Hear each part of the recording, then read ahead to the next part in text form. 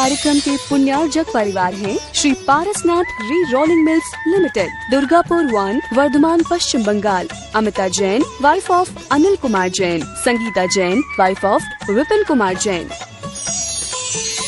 मानक चंद, कमला देवी, राकेश, नीतू, ऋषभ एवं Ayushi Musharraf, B123, Sethi colony, Jaipur, Rajasthan. Shrimati Sarla Jain, wife of Shri Padam Prasad Jain. Shrimati Savita Jain, wife of Shri Dhanendra Jain. Anshul Jain, Parul Jain, Jain store, Patparganj, Delhi. Ram Ratan, Ratni देवी पाटनी। प्रकाश चंद, सारिका पाटनी। प्राची जैन, कीर्तिश जैन एवं समस्त पाटनी परिवार, मेड़ता सिटी, जिला नागौर, राजस्थान। दिवंगत श्री मोहन लाल जी पाटनी कलकत्ता की पावन स्मृति में सौभाग्यमल राजकुमारी सुनील, संगीता, साहिल, प्रज्ञा एवं उत्सव कलकत्ता, टीकम सुशीला, नवनीत, अनामिका, विकास, श्वेता एवं सिद्धांत बेंगलोर, बाबूलाल, शकुंतला कलकत्ता, अरविंद, रेणु एवं यशवर्धन बेंगलोर। जय जिनेन्द्र यस्य स्वयं स्वभावाप्ति रभावे कृत्स्न कर्मणः तस्मै संज्ञान रूपाय नमोस्तु परमात्मने। पंच परमेष्ठी भगवानी की द्वादशांग जिनवाणी माता की, संत शिरोमणि आचार्य गुरुवर एक श्री विद्यासागर जी महाराज की। पिछली ज्ञानशाला में हमने समझा कि यह जो जीव है अनादिकाल से संसार में परिभ्रमण कर रहा है और इसी कारण से ऐसा कोई पुद्गल नहीं जो इस जीव ने ना भोगा हो। वास्तव में जो ज्ञानी है वह पुनः इस पुद्गल को भोगने में कोई इच्छा प्रकट नहीं करता। फिर शिष्य ने प्रश्न किया, भगवान ऐसा क्या कारण है कि यह जीव पुनः पुनः पुद्गल को भोगने की इच्छा करता है, नवीन नवीन कर्मों का पुनः पुनः आश्रय करता जाता है? तो उसका उत्तर देते हुए आचार्य भगवान अग्रिम गाथा कहते हैं, कर्म कर्म हिता बंधी जीवो जीव हितस्पृह स्व प्रभाव भूयस्त्वे स्वार्थम को वान वांछति। आइए अर्थ समझते हैं। कर्म कर्म हिता बंधी, कर्म कर्म हित आबंधी। कर्म जो है वह कर्म का ही हित आबंधी अर्थात चाहता है, तथा जीवो जीव हितस्पृह, जीव जीव के हित की इच्छा करता है। संसार में दो चीजें, जीव और पुद्गल, पुद्गल में अर्थात जो कर्म है उनकी यहाँ चर्चा चल रही है। उस अपेक्षा से कर्म कर्म का ही हित चाहता है और जीव जीव का ही हित चाहता है। स्व स्व प्रभाव भूयस्त्वे, स्व मतलब अपने, स्व अर्थात अपने, अपने अपने प्रभाव के होने पर, जिसका प्रभाव ज्यादा बलशाली होगा, जो ज्यादा बलिष्ठ होगा, जो ज्यादा शक्तिमान होगा, वह व्यक्ति का प्रभाव संसार में देखा जाएगा, उस वस्तु का प्रभाव संसार में देखा जाएगा। तो अपने अपने शक्तिशाली प्रभाव के होने पर स्वार्थम को वा न वांछति, स्वार्थम स्वार्थ को कौन कौन ऐसा पुरुष है जो न वांछति नहीं चाहता है? ऐसा कौन सा व्यक्ति है जो स्वार्थ को नहीं चाहता? क्या मतलब? यहाँ आचार्य भगवान यह कहना चाह रहे हैं कि कर्म कर्म का हित चाहता है, क्योंकि कर्म का पूरा परिवार अपने कर्म को, अपने परिवार को बढ़ाने की भावना रखेगा। जीव जीव का हित चाहता है, जीव जो आत्मा है वो चाहता है कि मेरी आत्मा का कल्याण कैसे हो। तो जीव जीव का हित चाहता है, कर्म अपने कर्म का हित चाहता है। अब इन दोनों में से अपने अपने प्रभाव, जो ज्यादा प्रभावशाली होता है वह प्रभावशाली होकर के अन्य सामने वाले को दबा देता है और अपने स्वार्थ को वहां पर पूरा करता है। इसी अपेक्षा से यहाँ आचार्य भगवान कह रहे हैं, कर्म और जीव इन दोनों में से जिसका प्रभाव ज्यादा होता है, सामने वाला जो दूसरा है उसका प्रभाव कम हो जाता है, और जिसका प्रभाव ज्यादा होता है वह अपने प्रभाव के कारण से सामने वाले को दबा देता है। संसार में हम परिभ्रमण क्यों कर रहे हैं? क्योंकि जीव को हित तो चाहता है, लेकिन उस हित को चाहने की जो भाव है, उस रूप जो क्रिया है, उसको प्रकट नहीं कर पा रहा, और जो कर्म उसके साथ में अनादिकाल से लगा हुआ है वो उसके ऊपर बहुत ज्यादा हावी है। उसी कारण से यह जीव संसार में परिभ्रमण करता रहता है। कर्म का हित कैसे चाहता है? अनादिकाल से हम इस संसार में परिभ्रमण कर रहे हैं, और उस परिभ्रमण का मूल कारण है मोह, मिथ्यात्व आदि कर्म। जब जीव के कर्म उदय में आता है, जीव की परिणति वैसी हो जाती है, और वैसी हो जाने पर वह पुनः नवीन कर्माश्रय कर लेता है। तो जो कर्म उदय में आया वही कर्म वापस पुनः जीव को उस रूप परिणमा देता है। क्यों? क्योंकि उस समय कर्म की शक्ति बहुत ज्यादा है, जीव वहां कमजोर पड़ जाता है। कर्म की शक्ति अधिक होने के कारण से पुनः नवीन कर्म का आश्रय हो जाता है, और नवीन कर्म का आश्रय होने का नाम ही है कि कर्म का हित चाह रहा है। अर्थात जो कर्म उदय में आया पुनः वैसे परिणाम करवा करके जीव के वह पुनः नवीन कर्माश्रय करवा देता है। अब हमारे समक्ष एक प्रश्न उठता है, फिर तो यह अनादिकालीन परंपरा जो हम अनादिकाल से संसार में परिभ्रमण कर रहे हैं वो तो चलती रहेगी। कर्म उदय में आया, जीव ने परिणाम किए, पुनः नवीन कर्माश्रय कर लिया, फिर यह कर्म बंधन से कब छूटेगा? तब आचार्य भगवान एक बहुत अच्छी बात कहते हैं, कर्म जब उदय में आता है उस समय यदि तीव्र उदय में है तब तो जीव को कुछ सूझता नहीं, उस कर्म रूप जीव की परिणति हो जाती है। बहुत बार लोगों को देखते हैं वो व्रत, नियम, संयम पालन करने के लिए निवेदन करते हैं तो भाव ही नहीं बनते। लगता है आचार्य भगवान कहते हैं उनके मिथ्यात्व का तीव्र उदय चल रहा है, और इसी कारण से उनको जीव के कल्याण की भावना ही नहीं बनती। तब क्या करें? जब मंद उदय हो, गुरु महाराज का सानिध्य प्राप्त हो, उपदेश मिले, ज्ञानशाला आदि के माध्यम से हम सबको अपनी आत्मा को जगाने का कोई उपक्रम मिले, तब उस कर्मों के मंद उदय के समय अपनी परिणति को धर्म रूप बनाना चाहिए।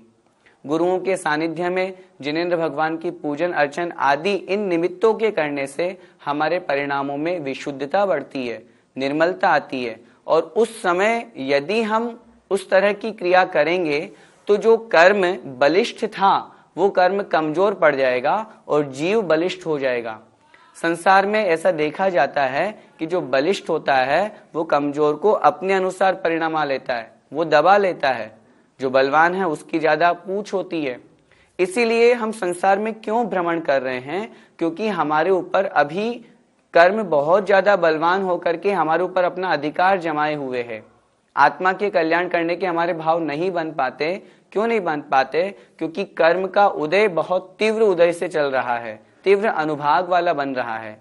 इसलिए हमें उस कर्म के मंद अनुभाग होने पर, मंद उदय होने पर अपनी आत्मा की परिणति को थोड़ा सा उस रूप परिणति में लाने का प्रयास करें, उस रूप क्रिया करें जो धर्म मार्ग में लगे, तो निश्चित रूप से जीव जो आत्मा है वो बलिष्ठ होगा, और उस जीव आत्मा के बलिष्ठ होने पर वह जीव अपनी आत्मा के कल्याण करने की भावना रखेगा। भैया जी, वर्तमान में हमारे कर्म का मंदोदय है या तीव्र? चूंकि आपने अपने लिए यह प्रश्न किया है और अपने ही समान जितने भी स्वाध्यायी जन हैं, धार्मिक जन हैं, उनके लिए यह प्रश्न किया है, तो निश्चित रूप से हमें समझना चाहिए कि अभी वर्तमान में हमारे कर्मों का मंद उदय चल रहा है। क्योंकि यदि तीव्र उदय होता तो फिर तो हमारे धर्म सुनने का भाव ही नहीं होता, प्रवचन सुनने का भाव ही नहीं होता, ज्ञानशाला देखने का भाव ही नहीं होता, मंदिर जाने का भाव ही नहीं होता। हमारा आज मन मंदिर जी में लग रहा है, पूजन पाठ में लग रहा है, गुरुओं की वंदना में लग रहा है, स्वाध्याय हम लोग कर रहे हैं, तो निश्चित रूप से हमारे कर्म का मंद उदय चल रहा है। अब हमें करना क्या है? जो कर्म हमारे साथ में जुड़े हुए हैं वो पुनः नवीन कर्माश्रय को प्राप्त नहीं हो। कर्म उदय में आ रहे हैं, फल देकर के झड़ रहे हैं, लेकिन उस रूप परिणति हम नहीं करें। मंद उदय है तो इस मंद उदय का हम लाभ उठाएं, क्योंकि अभी हमने पढ़ा कर्म कर्म का हित चाहता है, आत्मा आत्मा का हित चाहता है। कर्म तो हमेशा चाहेगा कि मैं पुनः नवीन नवीन कर्माश्रय करके जीव को संसार में भटकाऊं, लेकिन इस मंद उदय में हम सबको यह करना चाहिए कि हम अपनी आत्मा को, अपने पुरुषार्थ को प्रबल करें, अपनी आत्मशक्ति को जागृत करें और आत्मशक्ति के माध्यम से उस कर्म को कमजोर कर डालें। आचार्य वीरसेन स्वामी महाराज जो धवलाकार हैं, उन्होंने धवला जी में एक ऐसे जीव के बारे में लिखा जो अनादि मिथ्या दृष्टि जीव निगोद से निकल करके मनुष्य पर्याय को प्राप्त हुआ और कर्म भूमि की उत्कृष्ट आयु एक पूर्व कोटि की आयु उसने प्राप्त की, और उसमें भी एक पूर्व कोटि में अंतिम अंतर मुहूर्त तक वो शेष रहा अंतर्मुहूर्त, और वहां तक मिथ्यात्व के साथ में रहा। लेकिन उस अंतिम अंतर मुहूर्त में उसने अपनी आत्मशक्ति को प्रकट किया, सम्यक दर्शन को प्राप्त किया, और उसी अंतर मुहूर्त में मुनि दीक्षा लेकर के मोक्ष को प्राप्त हो गया। इसका मतलब यह है कि जीव के अंदर वह शक्ति है कि वह कर्म को पछाड़ सकता है, कर्म को नष्ट कर सकता है। हमारे समक्ष अनंत सिद्ध परमेष्ठी भगवान जो मोक्ष को प्राप्त हुए, वो इसके प्रत्यक्ष उदाहरण हैं। हम भी उनके समान ही बन सकते हैं। आवश्यकता है अपनी आत्मशक्ति को जागृत करने की। पुरुषार्थ तो हमें करना ही पड़ेगा। हम ये नहीं सोचें कि हमारे कर्म का उदय चल रहा है, हम कैसे भगवान की भक्ति करें, कैसे व्रत नियम संयम का पालन करें। पुरुषार्थ जब तक हम नहीं करेंगे तब तक कोई भी क्रिया नहीं होने वाली।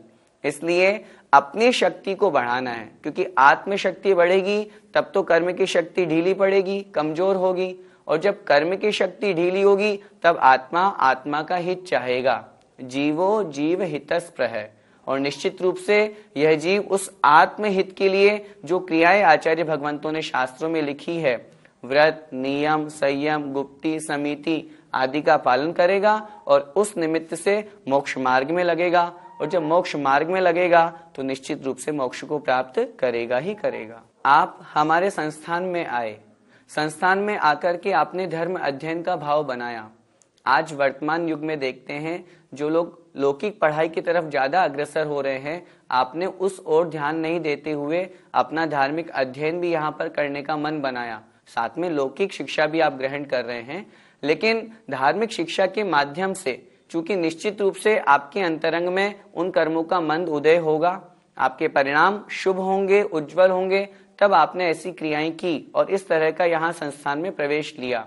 अब करना क्या है, बहुत अच्छी प्रकार से अध्ययन करके स्वाध्याय करके अपनी आत्मा का तो कल्याण करना ही करना है। निश्चित रूप से जो आपके निमित्त से धर्म साधन धर्म आराधना करना चाहते हैं उनको भी इस मार्ग पर लगाना है, और मन लगा करके यदि हम स्वाध्याय करेंगे तो निश्चित रूप से जो मार्ग आचार्यों ने शास्त्रों में लिखा है और हम और आप पढ़ते पढ़ाते हैं उसको अपने जीवन में हम अंगीकार करके अपनी आत्मा का कल्याण करेंगे।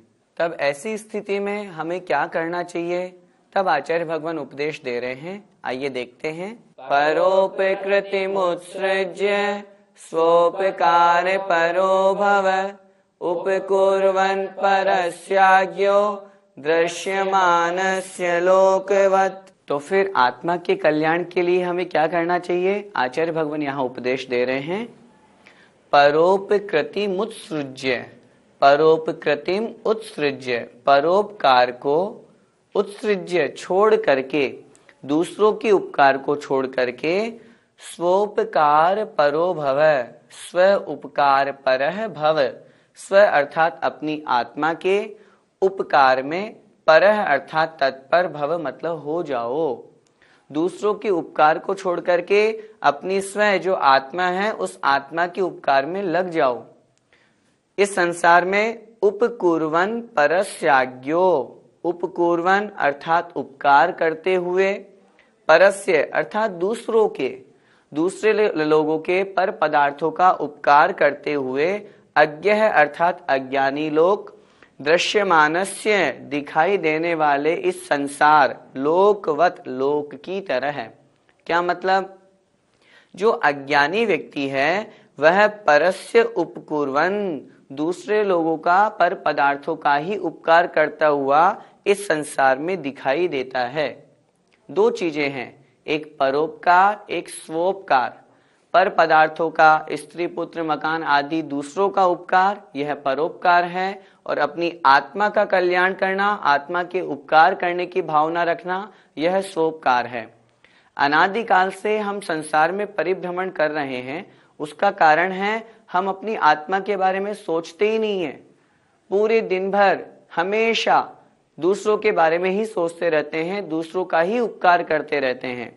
इसलिए आचार्य भगवान यह उपदेश दे रहे हैं, भैया अनादिकाल से तुम दूसरों के उपकार में ही लगे हो, इसलिए उस दूसरों के उपकार को छोड़ो और अब तो अपनी आत्मा के उपकार करने की भावना बनाओ। सोचो कि मेरी आत्मा का उपकार कैसे होगा। क्यों? क्योंकि जो अज्ञानी व्यक्ति है वो दूसरों का उपकार करता हुआ संसार में दिखाई देता है। अब हमें तो ज्ञानी बनना है, हमें तो अपनी आत्मा का कल्याण करना है। तो जो पर पदार्थ हैं, पर द्रव्य हैं, उन सभी के उपकार को छोड़ करके अपनी आत्मा के उपकार की भावना बनानी चाहिए। अपनी आत्मा के उपकार करने की विचार करना चाहिए कि किस प्रकार हमें अपनी आत्मा का कल्याण करें। भैया जी, क्या परोपकार करना गलत काम है? परोपकार करने से यहाँ पर तात्पर्य पर पदार्थ का उपकार करना। हम संसार में जो गरीबों की सहायता करना है, किसी को भोजन कराना है, यहाँ उस परोपकार की बात नहीं है। स्व अर्थात आत्मा, और इस आत्मा के अलावा जो कुछ भी है वह सब पर है। स्त्री, पुत्र, मकान, जमीन, जायदाद, इनकी उपकार की भावना रखना, इसका नाम है परोपकार। हम हमेशा अपने शरीर के उपकार के बारे में सोचते रहते हैं, मेरी स्त्री, पुत्र, मकान, यह सब कैसा हो। हम स्वयं मन में विचार करें, हम अपने लिए क्या कर रहे हैं। पूरे दिन भर 24 घंटे 5 मिनट 10 मिनट चिंतन करें। पूरा दिन भर जो हमने किया, जो कुछ भी क्रिया की, चाहे खान पान किया हो, चाहे हमने कमाया हो, जो कुछ भी किया हो, हमने अपनी आत्मा के लिए किया या पर पदार्थ के लिए किया। उत्तर मिलेगा पूरा का पूरा जो किया उसमें से कुछ अंश मात्र ही होगा कि अपनी आत्मा के बारे में हमने विचार किया होगा, बाकी सारा का सारा पर पदार्थ में चला गया। हम भोजन कर रहे हैं, शरीर के लिए कर रहे हैं, रुपया पैसा कमा रहे हैं, अपने घर परिवार को पालने के लिए कमा रहे हैं, लोगों को दिखाने के लिए बना रहे हैं। सारा का सारा जो कुछ भी हम क्रिया कर रहे हैं सब पर पदार्थ के लिए कर रहे हैं। अपनी आत्मा के कल्याण के बारे में तो हम सोचते ही नहीं हैं। जब सोचते ही नहीं है तो उस रूप हमारी प्रवृत्ति कैसे होगी। इसलिए उस परोपकार को छोड़ने की आचार्य भगवान यहाँ पर कथन कर रहे हैं, उपदेश दे रहे हैं। अनादिकाल से हम वही कर रहे हैं। कर्म के साथ बंधे होने के कारण से, तीव्र उदय के कारण से हम संसार में दूसरों के उपकार की भावना रखते हैं, अपनी आत्मा को तो भूल ही जाते हैं। इसलिए आचार्य भगवान कह रहे हैं, अपनी आत्मा के बारे में तो सोचो। जो तेरा खुद का है उसकी तो चिंता कोई करता नहीं, जो है ही नहीं उसकी चिंता हम दिन रात करते हैं। इसलिए अन्य पर पदार्थों की चिंता करके किंचित समय के लिए जब हम चिंतन करेंगे तो हम पाएंगे कि निश्चित रूप से हमें अपनी आत्मा की भावना रखनी चाहिए। आत्म कल्याण की भावना हमारे जीवन में प्रकट होनी चाहिए। भैया जी, आत्मा का हित किसमें है? आत्मा का हित राग द्वेष से निवृत्त होकर के आत्मलीनता होने में है। और वह आत्मलीनता कब बनेगी? जब यह जीव सब सांसारिक पर पदार्थों को छोड़ करके मोक्ष मार्ग में प्रवृत्त होगा। सम्यक दर्शन ज्ञान चारित्राणि मोक्ष मार्ग है। आचार्य उमा स्वामी महाराज ने तत्वार्थ सूत्र के प्रथम अध्याय में प्रथम सूत्र लिखा, सम्यक दर्शन, सम्यक ज्ञान और सम्यक चारित्र, इन तीनों की एकता मोक्ष मार्ग है। निश्चित रूप से जब यह तीनों मिलेंगे, मुनि पद, मुनि अवस्था प्राप्त होगी, तब यह जीव मोक्ष मार्ग में लगा हुआ कहा जाएगा और वहीं से इस जीव का कल्याण का मार्ग प्रारंभ होगा। तो इसलिए हम सभी को चाहिए कि हम उस कल्याण के मार्ग को अपनाने का प्रयास करें। जब तक वहां तक नहीं पहुंच पा रहे हैं, उससे पूर्व किंचित संयम का पालन करते हुए अपने जीवन को छोटे छोटे नियम, व्रत, संयम आदि में लगाएं। ऐसा करने से जो पर पदार्थों के प्रति हमारी राग बुद्धि है, पर पदार्थों के प्रति जो हमारी द्वेष बुद्धि है, वो कम होगी। जब हम धर्म रूप प्रवृत्ति करते हैं, जब कुछ नियम, संयम, व्रत का पालन करते हैं, तो जो हमारे मन की जो कषाएं हैं, अंतरंग आत्मा में जो कषाएं हैं, वो मंद होती है, वो शमन होती है और परिणाम निर्मल होते हैं, उज्जवल होते हैं। और उस रूप फिर प्रवृत्ति होने से आत्म कल्याण की भावना बनती है। इसलिए आत्म कल्याण की भावना बनाने के लिए व्रत, नियम, संयम रूप मोक्ष मार्ग को अपनाने का प्रयास करना चाहिए। यही आत्मा का हित है। आत्मा का उपकार और पर का उपकार क्या है? आत्मा का उपकार है अनादिकालीन इस कर्म संतति को समाप्त करना, नष्ट करना, मोक्ष को प्राप्त करना। और वह तब होगा जो हमारे साथ में कर्म लगे हुए हैं, आत्मा के साथ में जो कर्म कालिमा लगी हुई है, उस पुंज को, उस समूह को धोना, उसको समाप्त करना। और परोपकार जो हम पूरे जीवन भर करते रहते हैं, शादी ब्याह हुई, बच्चों को पढ़ाना लिखाना, घर परिवार बसाना, उनके लिए मकान बनाना, उनके लिए व्यापार करना, पैसा कमाना। सोचें, हम पूरा का पूरा जीवन परोपकार में लगा देते हैं, आत्म कल्याण की भावना भी मन में नहीं आती। सुबह से लेकर के शाम तक बस एक ही काम, पैसा कमाना है। अब हम मन में विचार करें, हम पैसा किसके लिए कमा रहे हैं? इसका मतलब परिवार के लिए, समाज के लिए, अपने सबको दिखाने के लिए। यह सब पैसा कमा रहे हैं, उसमें पाप कितना हो रहा है? पाप रूप प्रवृत्ति हो रही है सिर्फ परोपकार में। स्व उपकार में पाप रूप प्रवृत्ति नहीं है। स्व उपकार में तो पुण्य रूप प्रवृत्ति होकर के और उन दोनों से विलग होकर के शुद्धोपयोग, शुद्ध आत्मा की अनुभूति होती है। तो परोपकार, दूसरों के पर पदार्थों के चक्कर में तो पाप ही कमाया जाएगा, और उस रूप प्रवृत्ति होने पर फिर कभी आत्मा का कल्याण नहीं हो पाएगा, आत्मा का उपकार नहीं हो पाएगा। इसलिए उस परोपकार को छोड़ करके हमें अपने आत्मा के कल्याण, आत्मा के उपकार की भावना रखनी चाहिए। आचार्य कुंद कुंद स्वामी महाराज ने लिखा है, आद हिदम कादव्वम, आद हिदे पर हिदे च कादव्वम। आद हिदम कादव्वम अर्थात आत्मा का हित करना चाहिए, और जब आत्मा का हित कर लें तब फिर पर पदार्थों का हित करने की भावना रखनी चाहिए। कहने का तात्पर्य, आचार्य श्री बहुत अच्छी पंक्ति कहते हैं, जो अपने आप को जान लेता है वह सबको जान लेता है। हमें सर्वज्ञ बनने की भावना नहीं रखनी, हमें आत्मज्ञ बनने की भावना रखनी है। यदि हम आत्मज्ञ बन गए तो सर्वज्ञ तो एक दिन बन ही जाएंगे। कहने का तात्पर्य बहुत सीधा है, हमें अपनी आत्मा के कल्याण की भावना रखनी है, उस मोक्ष मार्ग रूप प्रवृत्ति करनी है। जब उस रूप प्रवृत्ति करेंगे तो एक दिन सर्वज्ञ केवल ज्ञान को प्राप्त करेंगे, फिर सर्व पदार्थों को तो जानना देखना बनेगा ही बनेगा।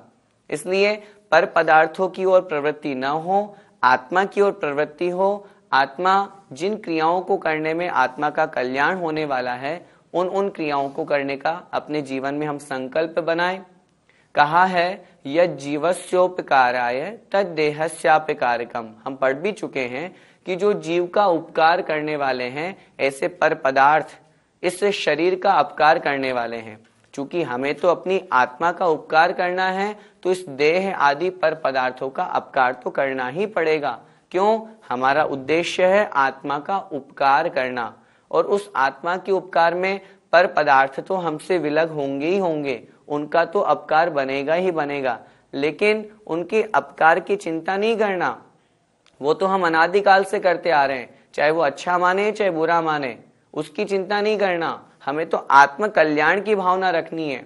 हम दूसरों को दिखाने के चक्कर में अपना कर्माश्रय करते रहते हैं, आत्म कल्याण की भावना नहीं रखते। उन्हीं दूसरों को दिखाने के चक्कर के कारण से मिथ्यात्व मोह के रूप में अंधकार में संसार में पड़े हुए हैं। इसलिए आत्म कल्याण की भावना के लिए पर पदार्थों की ओर विमुख होकर के आत्म स्वरूप में मुख होकर के आत्म स्वरूप की ओर प्रवृत्ति करने का प्रयास करना चाहिए। देखो, तीर्थंकर भगवान को जब वो मुनि दीक्षा लेते हैं, तब मुनि दीक्षा लेते ही मौन हो जाते हैं। कब तक मौन रहते हैं? केवल ज्ञान प्राप्ति तक, और केवल ज्ञान प्राप्ति के उपरांत दिव्य ध्वनि के माध्यम से उपदेश देते हैं। इसीलिए तो आचार्य कुंद कुंद स्वामी महाराज ने लिखा, पहले अपनी आत्मा का कल्याण करना चाहिए। जब आत्मा का कल्याण हो जाए तो फिर अन्य जीवों के कल्याण की बात बाद में, पहले तो स्वयं का करो।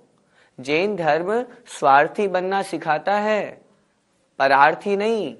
अपनी आत्मा के कल्याण करने की भावना रखना चाहिए। जैसे ही मुनि दीक्षा ली, हमें पर पदार्थों से कोई मतलब नहीं, मौन हो गए, न बोलना न चालना, उपदेश किसी से कोई मतलब नहीं, बस अपनी आत्म कल्याण की भावना मन में है कि मुझे तो अपनी आत्मा की कल्याण करना है, आत्मा का उपकार करना है। और उस आत्मा के उपकार को जब कर लिया, केवल ज्ञान प्राप्त हो गया, तो निश्चित रूप से हम सभी भव्य जीवों का उन्होंने दिव्य ध्वनि के माध्यम से उपकार किया ही किया। इसलिए हमारा भी लक्ष्य हमें यही बनाना है कि हमें सबसे पहले अपनी आत्म कल्याण की भावना मन में भाना चाहिए।